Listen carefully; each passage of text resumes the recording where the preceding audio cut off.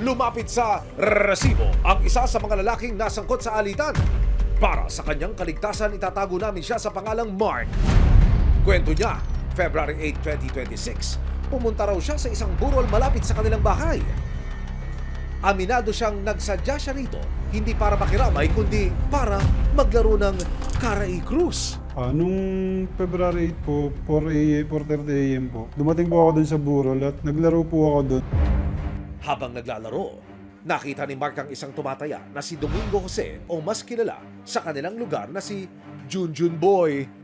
Nakita ko po si Sir Junjun Boy, naglalaro rin ng Kara Cruz. May time din po na pag nagpupunta po ako ng sugal, nakikita ko naman po siya madalas.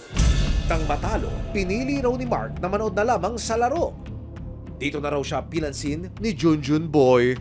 Pinipilit niya po akong patayin ng Kara Cruz. Kumbaga parang pinatatayaan niya po ako kahit ayoko na po maglaro. Tapos nung di ko na po siya pinansin, sa gilid ko po, katabi ko po yung papa ko. Bigla niya po tinuro yung papa ko na parang gusto niyang asuntuin. Sabi niya, sige, magpo-focus ako sa papa mo.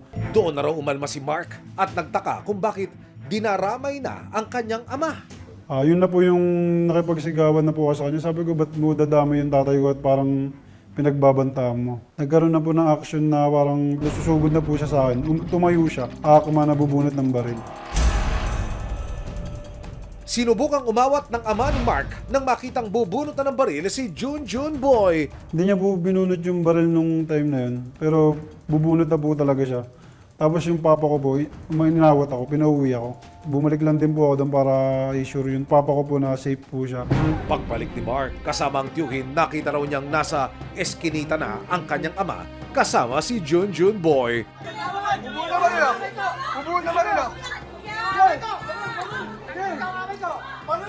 Lumabas siya ng tolda, nilabas niya po yung baril. Tapos pumasok sa iskinita kasi doon po walang CCTV doon. Nasa kanto lang po siya, tapos hawak niya pa rin po yung baril nun. Nung tito ko, kaharapan niya na po. Nasa labas lang po yung tito ko, siya nasa looban po. Tapos inangat niya po yung baril nun. Ilang beses niya po kalipitin. Hindi po pumuputok. Ayon sa tiyuhin ni Mark, lalo raw nag-init si Junjun Boy nang makitang tila nagtawag pa ito ng kasama. Habang papalapit kami, naririnig ko yung kumusyon, yung sinusumbong nito na pinag-iinitan yung papa niya. Napansin ko kagad yung CCTV. Doon ako tumapat. Sabi ko, iputok mo kung talagang matapang ka. Eto CCTV baka mamaya pumapatay ka lang nang walang nakakakita. Sama ng loob ko na yun, parang iiyak na ako na. Dahil parang pakiramdam ko, aping-aping na kami. Ang takot ng pamilya, lalo pa raw nadagdagan dahil ang nakaalitan nilang si Junjun Boy o Domingo Jose Jr., isa pa lang pulis. Pulis po siya, kumaga, kahit siguro naman po, matatakot talaga, lalo na pulis po yung tao na yun. Kahit ano po siguro, kaya niyang gawin eh. Sa kabila nito, nagtungo sa Quezon City Police Station 11 sina Mark para i-report ang engkwentro. Nung nagpa-blatter po kami, ang sinabi po sa amin doon, bumalik na lang po kami ng kinabukasan. At yung blatter po namin ay para po dun sa may record po sila.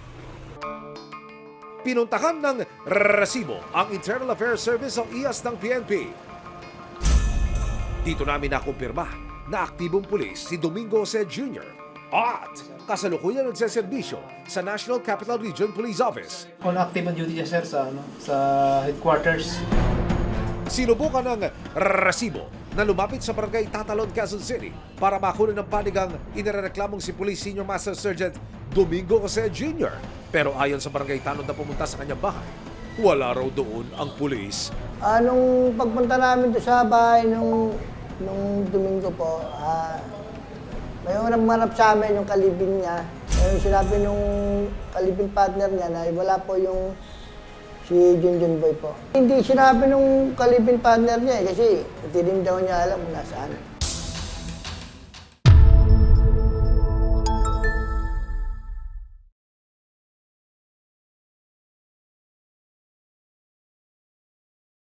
Maraming salamat sa panonood, mga kapuso. Para masundan ang mga reklamong nasolusyonan ng resibo, mag-subscribe lamang sa GMA Public Affairs YouTube channel